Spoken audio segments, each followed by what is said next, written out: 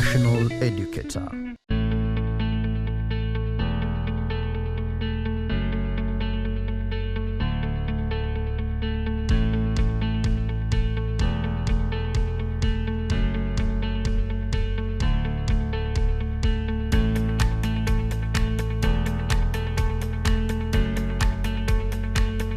Welcome and good afternoon, Lana.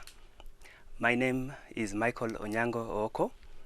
Today we want to revise physics.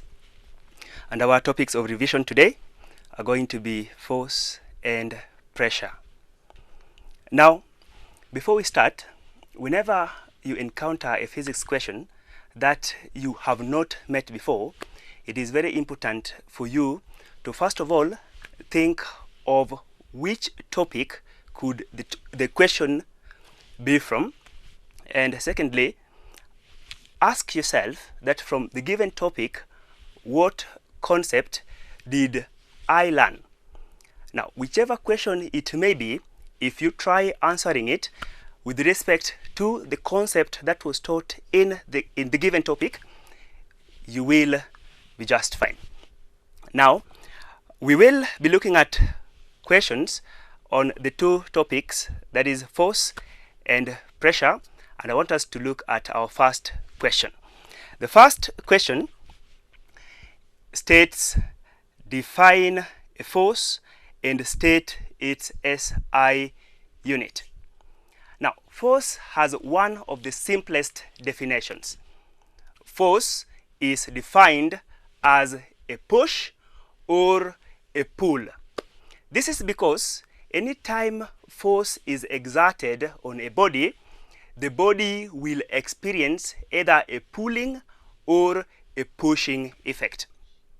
The SI unit, which is the internationally agreed upon unit for measuring force, is Newton. Our second question states, friction and weight are two types of forces. Define each of them. Now, Lana, before we define friction and weight, I want us to try and remember some of the types of forces.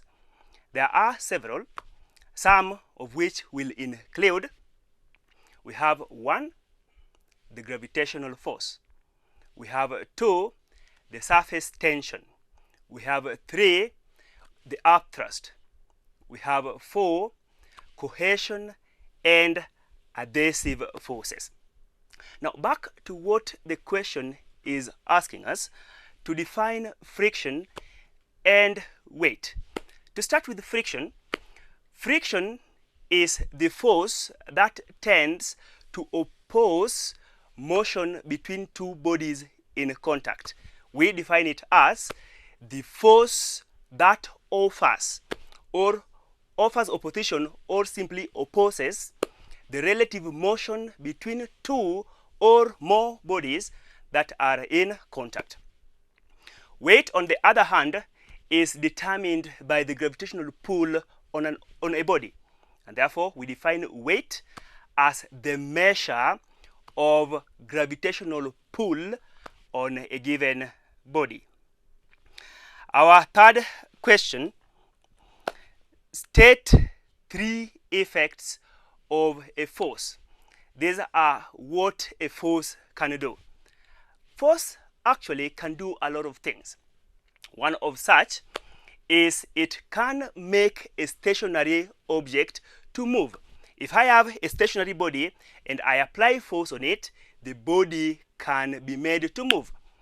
The second effect of force is it can deform or distort or change shape of a given body.